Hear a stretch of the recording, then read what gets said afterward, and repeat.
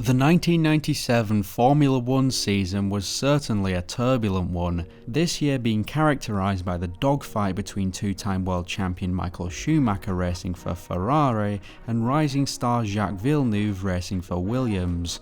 After a season of the two battling it out, as the championship entered its final race, there was just 1 point between Schumacher and the trailing Villeneuve, with third place Heinz-Harald being much further behind at 41 points. The 1 point difference for the championship was going to make the final round a hot one, this year being the European Grand Prix, held at Jerez in Spain. Following practice sessions seeing times in the low 1 minute 20s, came qualifying.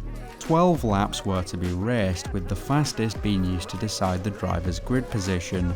Rather quickly, Jacques Villeneuve would prove to be the most successful in qualifying, setting a solid benchmark of 1 minute and 21.072 seconds.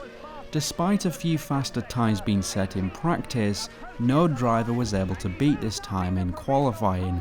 Instead, something rather more impressive would happen. Around 14 minutes after Villeneuve had set his fastest lap, Michael Schumacher would then post a 1 minute and 21.072 seconds, the exact same time. The stopwatches at the time measured to an accuracy of 1,000th of a second, making this matching time very impressive. However, it would get weirder. As the qualifying session was drawing to a close, Villeneuve's teammate Heinz-Harald would post his fastest time of, get this, 1 minute and 21.072 seconds.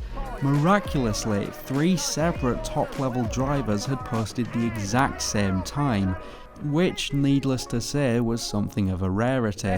Michael Schumacher sitting in his car watching the screens, shaking his head and laughing. Despite the low likelihood of this occurring, there was a clause in the regulations that said that the order in which the time was achieved would dictate the grid order. Therefore, Villeneuve, who posted the time first, would start on pole position in the race, followed by Schumacher in second and Frentzen in third.